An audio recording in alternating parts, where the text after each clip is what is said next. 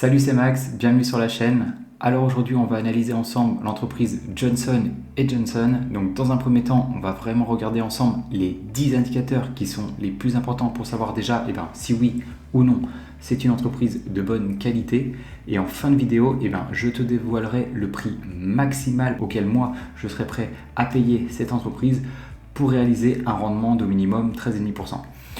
Donc, pour ceux qui ne connaissent pas, déjà Johnson & Johnson, c'est une entreprise dans le domaine de la santé, donc qui fait quoi qui principalement développe, fabrique et commercialise des médicaments, donc vraiment tous les produits pharmaceutiques. Ensuite, elle vend aussi des dispositifs médicaux, donc là vraiment des gammes variées, donc que ce soit des équipements chirurgicaux, des instruments de diagnostic avancés, donc qui sont utilisés à la fois en hôpitaux, mais aussi dans les cabinets de médecins généralistes. Et aussi, elle vend beaucoup de produits grand public, donc elle commercialise, donc que ce soit des articles pour bébés, des produits de soins personnels, des produits de santé bucco-dentaire, et des produits de santé féminine. Donc vous connaissez peut-être, les marques Band-Aid, Neutrogena, Listerine, etc. Donc, on va du coup regarder ensemble les fondamentaux de cette entreprise. Donc, dans un premier temps, donc Johnson & Johnson, c'est une entreprise relativement importante, puisqu'elle a une capitalisation boursière ici de 391 milliards de dollars. En gros, ce chiffre, ça correspond à quoi ? Tout simplement, si un investisseur voulait aujourd'hui racheter l'intégralité de l'entreprise, donc racheter toutes les actions en circulation, alors il aurait à débourser 391 milliards de dollars. Donc, qu'est-ce qu'on va regarder dans un premier temps ? On va vouloir savoir déjà si Johnson & Johnson a une dette maîtrisée. Pourquoi on veut que la dette soit maîtrisée ? Tout simplement, une entreprise qui n'a pas ou peu de dette, c'est une entreprise qui a très peu de chances de faire faillite. Donc, on va regarder deux indicateurs qui vont être la dette long terme, mais aussi la dette nette. Et on va vouloir que ces deux indicateurs soient inférieurs à 5. En gros, que l'entreprise puisse rembourser à la fois sa dette long terme, mais aussi sa dette nette en moins de 5 années de free cash flow. Donc, ce qu'on va faire, on va prendre le free cash flow moyen des 5 dernières années, donc qui est pas ici du tout, qui est ici, de 18,970 millions. Donc on va l'arrondir à 19 pour le calcul. 19 qu'on va multiplier ici par 5, ça nous donne 95. Donc ce qu'on souhaite, c'est que la dette long terme de l'entreprise soit inférieure ici à 95 milliards de dollars. Donc on va aller directement ici dans son bilan comptable. On va descendre directement au niveau de sa dette long terme, donc qui est juste ici. Total long term liabilities, et on a 52 milliards. Donc là c'est parfait. L'entreprise possède déjà une dette long terme qu'elle peut rembourser en moins de 3 années de free cash flow. Donc ça c'est bien. Premier point qui est validé. Maintenant on va regarder sa dette nette. La dette nette, on va la calculer en faisant la différence entre la valeur d'entreprise et la capitalisation boursière. Donc entre cette valeur et celle-ci. En gros, la valeur d'entreprise, ça correspond à quoi ? C'est exactement comme la capitalisation boursière, sauf que en plus, c'est si l'investisseur souhaitait rembourser l'intégralité de la dette de l'entreprise. Donc, ici, qu'est-ce qu'on va avoir comme différence ? On va faire les 467 milliards moins les 391. Donc la différence entre ces deux métriques. Et ça nous donne 76. Ce qui veut dire que la dette nette de l'entreprise est de 76 milliards de dollars. Cette dette nette, en gros, comment on la calcule ? Ça va être, on va prendre l'ensemble de la dette de l'entreprise auquel on va enlever tous les actifs immédiatement mobilisables. Donc en gros, ça se traduit dans son bilan comptable de cette manière. On prendrait ici l'ensemble de la dette, celle-ci, les 98 milliards, auxquels on soustrairait les 22 milliards. Et donc du coup, ça nous donne ce chiffre. 76 milliards. 76 milliards, rappelez-vous, ce qu'on avait demandé initialement pour la dette long terme, c'était au maximum 95 milliards. Donc là, encore une fois, on est bien. Si on prend 76 et qu'on le divise ici par notre free cash flow moyen, qui est ici de 19 milliards, donc 76 divisé par Voilà, 76 divisé par 19 milliards, ça correspond à 4, pile 4. Voilà. Ça veut dire que l'entreprise peut rembourser sa dette nette en 4 années de free cash flow. Pour rappel, on veut que c'est au maximum chez nous 5 années. Donc là, c'est nickel. L'entreprise Johnson & Johnson a une dette maîtrisée. Maintenant, ça c'est des bons points. Ce qu'on va vouloir voir, c'est est-ce que les personnes qui sont à la tête de cette entreprise utilisent à bon escient l'ensemble de l'argent de cette dernière. Donc pour ça, on va regarder 3 indicateurs qui sont le ROA, qui est le retour sur les actifs. Donc en gros, lorsqu'une entreprise achète par exemple un matériel, et ce matériel va lui permettre d'avoir un certain rendement sur ce qu'elle va produire, etc. Donc ça, c'est le ROA. Ensuite, on va regarder aussi le ROE, retour sur les capitaux propres. Donc là, c'est vraiment l'argent qui est apporté directement par les actionnaires. Et la troisième métrique qui est la plus importante, c'est le ROIC, sur le retour sur les capitaux investis, qui là va prendre en compte à la fois les capitaux apportés par les actionnaires, mais aussi tout l'argent qui est issu de la dette. Et donc ce qu'on va vouloir pour ces métriques, donc on retrouve juste ici sur ce site, on va vouloir qu'elles soient au minimum de 12%. Bon, comme on peut le voir, le ROE et le ROIC sont supérieurs à 12%. En revanche, le ROA était à 10,5, mais là, rien de bien inquiétant. Donc on va dire qu'on va cocher cette métrique. L'entreprise utilise plutôt à bon escient l'argent qu'elle possède. Elle verse, pour ceux que ça intéresse, un dividende à ses actionnaires, donc à hauteur de 11 770 millions. Donc c'est ce qu'elle a versé récemment à l'ensemble de ses actionnaires. Et donc ce qu'on va vouloir voir, donc ça correspond ici à un rendement de 3%. Et ce qu'on va vouloir voir, c'est est-ce que ce dividende est pérenne ou non dans le temps. Donc on va faire en fait la division entre ce dividende qui a été payé et toujours pareil, le free cash flow moyen, hop, juste ici, des 5 dernières années. Donc ça va nous donner 11,77 ici, 11,77 divisé par 18,97. Ça nous donne ici 62, 0,62. Vous voyez, si je fais x100, en pourcent, 62%. Ça veut dire quoi? Ça veut dire tout simplement, c'est ce qu'on appelle ça le payout ratio. Donc le payout ratio de cette entreprise est de 62%. En d'autres termes, l'entreprise utilise 62% de ses bénéfices pour les distribuer à ses actionnaires. Moi personnellement, ce que je recherche, c'est vraiment, donc je recherche moi des entreprises qui ne versent pas de dividendes, mais si elles doivent en verser, je recherche des entreprises qui versent au maximum 50% de ses bénéfices. Pourquoi? Tout simplement, moi j'ai envie que l'entreprise n'alloue pas plus de la moitié de son free cash flow aux dividendes et qu'elle ait une grande proportion de son free cash flow allouée pour à la fois réinvestir en elle-même, racheter ses propres actions, réaliser des acquisitions, etc. Donc là, oui, cette métrique n'est pas cochée pour ma part, mais il faut se rappeler quand même que Johnson & Johnson, c'est une entreprise très importante, donc elle n'a pas forcément, on va dire, ça va être de plus en plus compliqué pour elle de réinvestir en elle-même, et même, ça va être pas forcément si simple de réaliser des acquisitions, donc je ne suis pas forcément étonné que l'entreprise utilise 62% de ses bénéfices pour les reverser à ses actionnaires. Surtout que, comme on a pu le voir aussi, la dette est plutôt bien maîtrisée. Donc, on va dire, oui, c'est un peu haut cette métrique, mais il n'y a rien d'inquiétant là-dessus. Une marge brute ici de 68% quasiment, ok, c'est pas mal. Et là, des marges nettes, donc comme on peut le voir ici, au cours des 5 dernières années, on était plus à 22-23%, et cette année à 38%.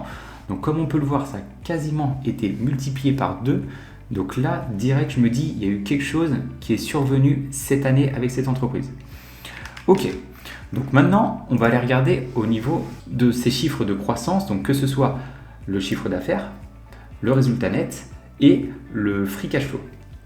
Donc on va vraiment vouloir qu'à chaque fois, il y ait toujours de la croissance. On veut que l'entreprise vende de plus en plus de produits ou les vende de plus en plus cher. Donc on va regarder ça au cours des 5 dernières années. En 2019, l'entreprise avait un chiffre d'affaires de 82 milliards. Cette année, 93 milliards. Ok, parfait. Le chiffre d'affaires est en croissance au cours des 5 dernières années. Juste attention, où il va falloir regarder, c'est juste là. En 2021, on était à 93 milliards, donc exactement comme en 2023. Là. Cependant, il y a une grosse augmentation là. On peut voir 2021-2022, on a pris quasiment 9 milliards. Et ensuite, une rediminution pour revenir au niveau de 2021. Donc là, oula, ça, c'est pas forcément quelque chose que j'apprécie. On descend plus bas pour voir à quoi ça pourrait correspondre. Et là, on voit quoi? On voit 21 milliards de revenus là, qui viennent d'opérations discontinues, pas des opérations courantes, quoi. Ok. Et donc du coup, j'ai fait mes recherches sur cette entreprise juste avant de commencer cette vidéo. Et en fait, c'est tout simplement que Johnson & Johnson a décidé de se séparer d'une de ses divisions. Donc la nouvelle entreprise qui a été créée, hop, on va le mettre ici. Tac, en fait c'est Kenvue, je suis allé regarder ici, voilà. Donc c'est une entreprise, donc initialement ça appartenait à Johnson & Johnson et elle a décidé, cette entreprise maintenant elle serait bien plus profitable si elle sortait de notre giron. Donc du coup ils ont préféré vendre une partie de leur participation dans cette entreprise et donc c'est pour cette raison principalement qu'il y a eu un déclin du chiffre d'affaires. Donc ok, le chiffre d'affaires est en croissance, ça c'est bien, mais on va vouloir aussi que le résultat net soit en croissance. Sinon, ça veut dire qu'il y a eu forcément en fait des éléments qui se sont rajoutés. Alors, en 2019, on avait 15 milliards de chiffre d'affaires, cette année 35 milliards. Donc là oui, une forte augmentation, mais attention, ces 35 milliards sont faussés par les 21 milliards récupérés lors de la vente de Kenvue, ok ? Donc ces 21 milliards, il faut quasiment les retrancher, et ici ça nous donnerait 14 milliards. Donc comme on peut le voir ici, le résultat net, lui, en revanche, est relativement stable, voire en décroissance. Donc c'est pas forcément ce qu'on aime voir. Comme on peut le voir ici, voilà, le résultat net là, de cette entreprise, regardez là. 16 milliards, 15 milliards, 16 milliards, 1 milliard, bon là je ne sais pas ce qu'il y a eu, 15 milliards, pareil 15 milliards, 20, 17, 35, bon, voilà. On peut voir qu'il est relativement stable, c'est comme s'il n'avançait plus au cours des dernières années. Ok, et maintenant la dernière chose qu'on va regarder, ça va être vraiment le free cash flow, qui est une des métriques les plus importantes. Pourquoi ? Le free cash flow, c'est tout simplement le sang de l'entreprise, car avec ce dernier, vous allez pouvoir réaliser 5 choses. Vous allez pouvoir verser des dividendes, vous allez pouvoir rembourser votre dette, vous allez pouvoir racheter vos propres actions, vous allez pouvoir réinvestir en vous-même et vous allez pouvoir réaliser des acquisitions. Donc en 2019, le free cash flow était de quasiment 20 milliards et cette année 17 milliards. Donc là, attention, le free cash flow est en décroissance. Donc là, honnêtement, c'est pas quelque chose qu'on aime voir. On veut vraiment que le free cash flow soit au minimum identique aux années précédentes. Et ce qu'on veut, le minimum du minimum, ça serait vraiment que le free cash flow augmente du même niveau que l'inflation. Donc ok, donc comme on peut le voir ici, à première vue, alors il reste juste avant une dernière métrique que j'ai oublié de vous parler, c'est du nombre d'actions en circulation. C'est une métrique qui est aussi très importante. Pourquoi ? Tout simplement, on ne veut pas que l'actionnaire soit dilué. Donc pour que l'actionnaire ne soit pas dilué, on va vouloir que cette métrique soit stable ou en décroissance dans le temps. En gros, pour faire simple, imaginez, vous achetez une action et actuellement il n'y a que 10 actions dans cette entreprise. Vous êtes donc propriétaire de 1/10 de cette entreprise. Donc vous allez pouvoir récupérer 10% des bénéfices. Si maintenant l'entreprise décide de doubler son nombre d'actions, du coup elle va passer de 10 actions à 20 actions. Mais vous, en tant qu'actionnaire, vous n'allez toujours posséder qu'une seule action. Donc du coup, vous ne serez plus que propriétaire d'un 20e, donc de 5%. Et donc ce qui veut dire que vous ne pourrez récupérer que 5% des bénéfices. Donc c'est très important que cette métrique soit stable ou en décroissance dans le temps. Alors, en 2019, il y avait 2 milliards 670 millions d'actions. Cette année, 2 milliards 430 millions d'actions. Donc ça, ok, c'est nickel. L'entreprise rachète ses actions. Donc l'actionnaire n'est pas dilué. Très bien. Donc comme on peut le voir ici, là, au premier abord, on peut se dire que quoi ? Johnson & Johnson, déjà, c'est une entreprise qui est faiblement endettée, on va dire, ou plutôt, pas forcément faiblement endettée, mais qui a une dette maîtrisée, qui a des indicateurs de rentabilité relativement corrects, qui rachète ses propres actions, qui arrive toujours à avoir quand même une croissance de son chiffre d'affaires. Mais attention quand même, au niveau de son résultat net et de son free cash flow, ou là, comme on peut le voir, qui a tendance à être stable, voire en diminution. Donc ça, c'est inquiétant quand même. Alors, on va regarder maintenant un rapide coup d'œil de ce que pensent les analystes sur le futur de cette entreprise. Juste avant, si tu n'es toujours pas abonné à la chaîne, je t'invite à le faire. Tu seras notifié des prochaines vidéos que nous allons sortir et en plus, ça permet de nous soutenir. Donc, maintenant, les analystes, ils s'attendent à quoi? Ils s'attendent déjà à une croissance du bénéfice par action. Ok. Donc, comme on peut le voir ici, là, aller aux alentours, on est de 20% en 4 années. Donc, ce qui correspond à une croissance moyenne, là, on est aux alentours des 4-5%. Ok. Maintenant, au niveau de son chiffre d'affaires, ici, le chiffre d'affaires, lui, croît moins vite que son bénéfice par action. Donc, ça, c'est plutôt une bonne nouvelle. Et lui, par contre, des croissances beaucoup plus faibles. On est aux alentours ici des 3%. Ok. Donc maintenant, on va utiliser un outil qui va nous permettre de calculer le prix d'achat idéal pour pouvoir réaliser des rendements qui surperforment un indice de référence comme le S&P 500 par exemple. Donc, dans un premier temps, nous ce qu'on va réaliser, ça va être des estimations ici sur 10 années. Ok. On va devoir donner quoi? On va faire 3 types d'estimations. Des estimations ici basses, des estimations moyennes et des estimations hautes. Comme on a pu le voir, les analystes, ils s'attendaient, eux, à avoir une croissance du chiffre d'affaires aux alentours des 3%. Sauf qu'ils ont souvent tendance à être un peu optimistes. Donc moi, les 3%, je vais les mettre ici sur ma borne haute. Et je vais donner quoi en borne basse et moyenne? Je vais donner du 0, comme si l'entreprise restait flat, aucune croissance, du 1,5 et du 3. Ok, non, je ne vais pas donner du 0 parce qu'il y a peu de chances que ça arrive, ça quand même du 1, 2 et 3. Ok. Maintenant, au niveau de ces marges nettes, comme on peut le voir ici, les marges nettes étaient relativement constantes au cours des 5 et 10 dernières années là, mais il y a eu une très forte augmentation cette année à cause de la vente de Kenvue. Donc, moi personnellement, je vais être un peu plus conservateur. Je vais mettre ici du 17, 19 et 21. Ok. Maintenant, sur les marges au free cash flow, comme on peut le voir, là, elles sont quand même beaucoup plus constantes, entre 19 et 22. Donc, nous, on va partir ici sur du minimum à 19, 20.5 et 22. Ok. Maintenant, au niveau du PER et du PCF, le S&P 500, c'est un PER moyen de 15. Et nous, on va pouvoir en fait ajuster cette métrique en fonction de 2 facteurs. Le premier, c'est est-ce qu'il y a une forte croissance du chiffre d'affaires? Bon, là, honnêtement, comme on peut le voir, une croissance du chiffre d'affaires, au maximum, on va dire 3%, c'est que dalle. Donc, c'est pas un indicateur qu'on va pouvoir vraiment jouer dessus. Maintenant, est-ce qu'il y a un fort retour sur les capitaux investis, le ROIC? Comme on peut le voir ici, un ROIC aux alentours des 13-14, c'est pas dégueulasse. Honnêtement, c'est pas dégueulasse. Mais ce n'est pas non plus un ROIC, comme on pourrait le voir pour certaines entreprises, de 20-25. Donc, à mon sens, l'entreprise Johnson & Johnson, qui en plus est une entreprise relativement grosse, mérite un premium, mais pas forcément un premium si important que ça. Donc, si on part sur du 15, moi je vais lui donner quoi? Je vais lui donner du 16 minimum, 17, 18. Pareil pour le free cash flow, voilà. Et maintenant, au niveau du rendement que l'on souhaite. Un indice comme le S&P 500, c'est un rendement annualisé de 9 à 10%. Sauf que là, nous, on va sélectionner nous-mêmes nos propres actions. Donc, il est important qu'on se laisse une marge de sécurité.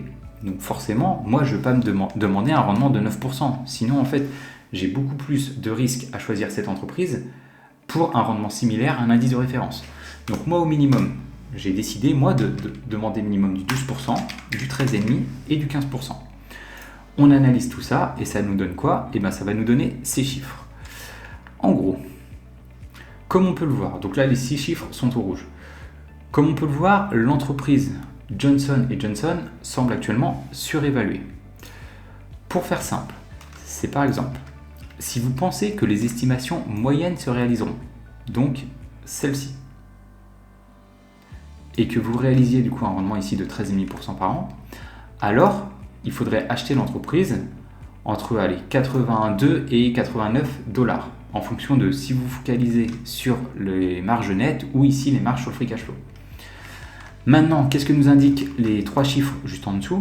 Ils nous indiquent tout simplement que, par exemple, pour les estimations hautes, si vous croyez à ces estimations, donc celles-ci, et qu'en plus, vous achetiez l'entreprise à son prix actuel, qui est de 161 $, alors vous réaliseriez un rendement de 7,43%.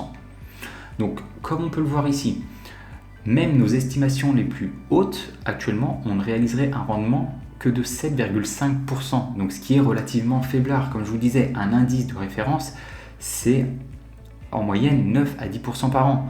Donc là, honnêtement, non. Johnson & Johnson est, à mon sens, trop cher pour pouvoir commencer à rentrer en position. Donc, moi personnellement, Johnson & Johnson, c'est une entreprise qui est pas trop mal en vrai. Faut juste se méfier quand même au niveau de son résultat net et de son free cash flow, où là il est très important de faire des recherches plus approfondies pour comprendre pourquoi ce résultat net et ce free cash flow restent relativement stables. Après aussi, ce qui est très important lorsque vous investissez dans des entreprises du domaine médical, donc principalement des entreprises qui développent et commercialisent, que ce soit des médicaments ou des vaccins, etc. Il est très important que vous regardiez son pipeline. Donc c'est très simple, si vous voulez savoir quel est son pipeline, vous mettez par exemple J&J Pipeline. Vous allez tomber ici par exemple sur leur site directement et ils vont vous indiquer les différentes phases. En gros, lorsque vous allez commencer à développer un traitement, il va y avoir 3 phases consécutives de test et ensuite une phase liée au régulateur. En gros, la première phase, c'est au tout début lorsque vous commencez à fabriquer votre produit. Là, vous allez tester votre médicament sur quelques personnes. Et plus en fait vous allez avancer dans les phases, plus vous allez pouvoir augmenter le nombre de personnes sur lesquelles vous allez pouvoir tester les gens et attribuer des doses plus importantes, etc. S'il y a des personnes dans le domaine médical qui nous regardent, n'hésitez pas, si vous connaissez le sujet là-dessus sur les différentes phases, de nous laisser un commentaire. Et donc du coup, ce qui va être important, c'est que pour une entreprise comme ça, qui développe des médicaments, et en fait, lorsqu'elle va développer son médicament, lorsqu'il va être approuvé par les régulateurs, donc lorsqu'il aura passé cette phase, et en fait, ils vont du coup déposer un brevet et pendant, alors si je dis pas de bêtises, je crois que dans le domaine médical, je crois que c'est, je sais plus, c'est 20 ou 30 ans, je crois que c'est 30 ans, mais à reconfirmer, vous pouvez chercher directement sur internet, et en gros, ils vont avoir une exclusivité. C'est-à-dire que pendant l'ensemble de ces années où le brevet est valide, aucune entreprise ne pourra redéposer ce même type de médicament pour soigner les mêmes infections par exemple. Et donc, ce qui est important de savoir, c'est actuellement, par exemple pour J&J, mais pour toutes les autres entreprises, c'est actuellement OK. L'entreprise fait tant de chiffre d'affaires grâce à tel médicament, tel médicament, tel médicament. Sauf que, OK, aujourd'hui, il y a peut-être un médicament qui représente 25% du chiffre d'affaires, mais dans, je sais pas, 4 années, ce médicament va tomber dans le domaine public. Le brevet va s'arrêter et donc à partir de là, forcément, il va y avoir d'autres entreprises qui vont commencer à reproduire ce médicament, il va tomber dans les génériques et donc du coup ça va avoir 2 effets pour l'entreprise initiale. Dans un premier temps, ça va faire chuter son chiffre d'affaires lié à ce médicament, mais aussi ça va réduire ses marges parce que plus il y a d'acteurs à développer un médicament, plus forcément il y a de concurrence, plus les marges vont diminuer. Donc ce qu'il est important, c'est de savoir, OK, il y a peut-être un médicament ou un vaccin là, qui va très prochainement tomber dans le domaine public, mais est-ce que le futur est préparé pour ce médicament? Est-ce qu'il y a d'autres vaccins ou d'autres médicaments qui vont pouvoir bientôt rentrer sur le marché pour compenser ces pertes de chiffre d'affaires et de bénéfices liés à ces médicaments? Donc, ce qui est important, c'est de regarder ce pipeline et de voir, OK, là, dans le service, on va dire oncologie, on peut voir qu'il y a 1, 2, 3, 4, 5, 6, il y en a 6 ici, là, tac, qui sont en phase d'approbation là. OK, parfait. Il y en a, regardez, pas mal là en phase 3 là, donc ils sont à la dernière phase finale. Donc ça c'est très bien ça pour une entreprise comme ça. OK, en immunologie, pareil, il y en a eu un qui est en phase de régulation là, d'approbation, et il y en a beaucoup comme on peut le voir ici là, phase 3, tout ça, phase 3, etc. Donc là, comme on peut le voir, oui, ce qui est pas mal, c'est qu'avec l'entreprise J&J, on peut voir qu'actuellement il y a énormément quand même de vaccins ou de médicaments qui sont en phase 3 ou en phase d'approbation auprès des régulateurs. Donc ça, c'est très bien. Il y a de grandes chances que en fait, le chiffre d'affaires continue soit à être stabilisé à ces niveaux tels qu'il est actuellement, soit à croître grâce à l'ensemble de ces médicaments qui vont sortir sous peu. Et après, ce qui est important de regarder aussi, c'est ok, c'est bien qu'il y ait beaucoup de médicaments ici à sortir probablement dans quelques mois, quelques années, mais qu'est-ce que ça va représenter en termes de volume? Parce que si par exemple, je dis n'importe quoi, tiens, celui-ci là, le VAC 502 à 416, si au final, ce vaccin, ça permet de, je sais pas, de vendre pour 50 millions donc, de dollars, bah, honnêtement, pour une entreprise comme J&J, ça va pas remplacer, ça va pas augmenter énormément son chiffre d'affaires. Par contre, si, je sais pas, on remonte, j'en ai aucune idée, celui-là, le Stellara par exemple, ah bah ça, je sais pas, pour l'arthrite juvénile là, bon bah là, je sais pas, il y a eu un phénomène de hausse au niveau de l'ensemble des enfants. Et ben d'un coup, je sais pas, peut-être que ça va produire 4-5 milliards de chiffre d'affaires, et ben là, c'est plus la même. Vous voyez? Donc, il est très important que vous regardiez le pipeline des entreprises avant d'investir dessus. Donc voilà, c'était Maxime. J'espère que tu as apprécié cette vidéo. Donc, comme tu as pu le voir, les entreprises dans le domaine pharmaceutique, dans le domaine médical, pardon, principalement celles qui développent et commercialisent des vaccins ou des médicaments, et ben comme tu peux le voir, c'est pas si simple que ça de les analyser. Il est très important que tu comprennes en fait ce pipeline. Et donc, n'hésite pas toi à nous dire dans les commentaires si déjà tu es actionnaire de cette entreprise. Et qu'est-ce que tu en penses? Est-ce que tu serais prêt à investir dans le domaine médical? C'était Maxime, on se retrouve dans une prochaine vidéo. Ciao!